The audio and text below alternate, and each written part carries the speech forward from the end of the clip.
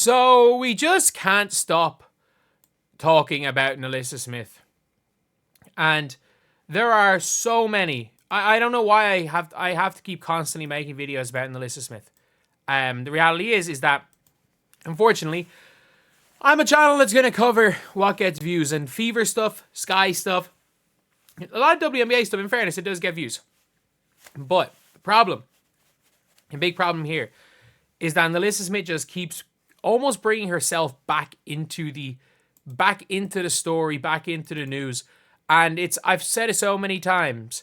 As the great Stephen A. Smith would say, stay off the tweet. Just stop tweeting. Just stop tweeting. I guess literally it. Like, she tweeted something that was deleted. Somebody tweeted out, Fever fans having smoke for Nalissa, so what? I've not seen one solid reason. And Nalissa Smith just quote tweeted it with dog. Like, already, the fans don't like you and you're continuing to call out the fans. And the reality is that I have nothing against Nalissa Smith, the person. It's just, it is the one, and I think one of the issues is that an awful lot of the Fever fans are NBA fans that became fans of Caitlin Clark. And the whole concept of dating realistically your team's biggest op, for lack of a better way of describing it, is something that they're not used to, I guess. And it doesn't help. Look, realistically, one of the biggest reasons is Dejanay Carrington. Not even Nalissa Smith. Dejanay. Dejanay's got Hall of Fame Twitter fingers. Dejanay, in fairness, like, will go out to fight Nalissa Smith's battles. The problem is that when you're fighting people online, it does make it look like some of the stuff that Dejanay's saying about the Twitter fans, but Fever fans in general. Look, there are people that are going to have their own conspiracy theories. Oh, this is what Nalissa thinks, this is what Nalissa thinks. The reality is that we've heard from the team themselves. Like, from the team, we've heard from herself. There's no rift between her and the team. The rift between Nalissa Smith, herself, and the Fever was because of Christy Sides. And with Christy Sides gone, she obviously wants to stay. But the reality is that to be a member of the Fever, you've got to, it's like being a member of the Lakers. There are some people that are built for it and there are some people that aren't. To play in a big market, you can be a big fish in a small market. You can be a hooper. In fairness, like, you don't average 15 and 10 if you've got no talent. And that's one of the things on the court that was most frustrating with Nalissa Smith, is that she has no talent. Or say, no, not she has no talent, that she has talent. Jesus. One of the most frustrating things is that she is a very, very talented player. Her talent didn't match her production. And I watched back in some games in 2023. A lot of the time you could argue that her talent does not match up to her productivity just in general. Like, even though, and sometimes maybe it's empty stats. But the reality of the situation is that she's trying to pretend she doesn't know why the fans dislike her, because obviously there is so much nonsense going on. Like, her brother going at fans on Twitter does not help things. Her mom calling out the coach on Facebook, calling out Christy Sides on Facebook, and basically bringing to the public some of the arguments does not help things. Even if sometimes you're on her side, even if you're on Nalissa Smith's side instead of Christy Sides' side. Like, and in a lot of situations, I was just on her side, especially earlier in the season. It's still not a good look for that to all happen. And while I have nothing against Nalissa Smith, you cannot argue that Nalissa Smith, everything around Nalissa Smith is messy. Even if it's her.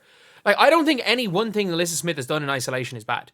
Like, even the tweet saying, like, dog, responding to someone saying Fever fans haven't smoked. Like, that's not bad in isolation. Just like tweeting out right after your teammate got Rookie of the Year, tweeting out who's the best passer in the WNBA. No Aces player would ever tweet that, by the way. No Aces player would ever tweet that. Like, they wouldn't. I'm sorry, they wouldn't. Like, Dejanay, her girlfriend, got into a little bit of trouble for saying Caitlin might lead the league in assists because she played with Alyssa Thomas. Not actual trouble, but like, if there were more fans with the Connecticut Sun, she would have gotten into a bit of shit with her fans. And it's like, it's literally like, imagine if you play with Stephen Curry. Imagine if, let's just say 2019, you're playing with Stephen Curry and you're watching, you're Patrick McCaw. and you're watching the Blazers play the Nuggets, and you tweet out during that series, man, and Dame Lillard's just hit 5 deep threes in a row, you tweet out, man, he might be the best shooter in the league when you play with Steph Curry. Those Warriors fans, if you think Fever fans are bad, oh no, those Warriors fans would have killed you. You would have been booed playing home games. You would have been booed playing home games if you had done that. So, that just is the reality of it, is that she just has Twitter fingers. And I hate to say it, you cannot have Twitter fingers and play for the Indiana Fever, because of all the stuff that goes along with it. Just like you cannot have, unless your name is LeBron James, you cannot have Twitter fingers and play for the Lakers.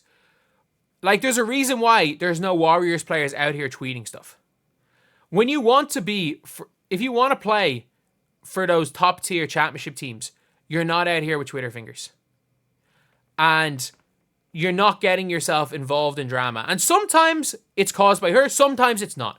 Sometimes she's not even in the vicinity of the drama, but there's drama caused by Nalissa Smith. And the problem is that her on the court play is not worth the drama, I don't think. And I think for herself, and I've always said this, for Nalissa Smith, it is best for her to get out of Indiana. If she can, she should do whatever she can to get to a rebuilding team. Because I think you put her on a bad team, she's a maybe not an all-star next season, because she was just so bad this season, Jesus. But like, she could be an all-star in a couple of years, because she has that ability to she can make tough shots better than almost anyone. The problem is that making tough shots is not that relevant for winning basketball. And that's just the truth. The ability to make tough shots has never really correlated with winning basketball. And I think that is the biggest problem with Nalissa Smith, is that she doesn't do any of the little things well. And to be the 4th or 5th option on this Indiana Fever team, you've got to do the little things well. So I just think it's a horrible fit. I just think on the court, she is a horrible fit for this team. I think if Stephanie White believes in Nalissa Smith and wants to give Nalissa Smith another go, great, go for it. The problem is that not even going at the fans, just even trying to clap back at the fans, just being on Twitter is not going to help you win back these fans. It's really not. It's really not. Like, the way to win back the Fever fans is by coming out next season, and instead of, when you get into good defensive position, instead of jumping, turning your body and committing a needless foul, you stand straight up and you just take the contact and they miss the layup.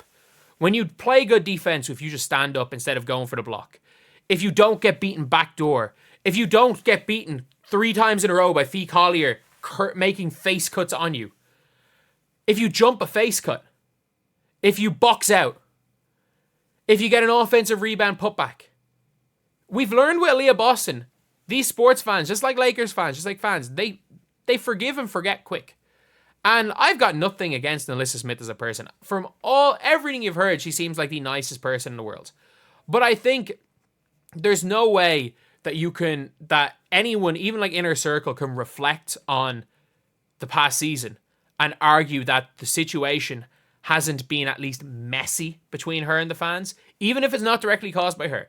I don't think you can reflect on that and say, even if you want to put no blame on her, that the entire situation is not messy. And the problem is that a messy situation around a said player with fans, and like, also she hasn't done anything really to help herself with that on social media, but also her play hasn't been good.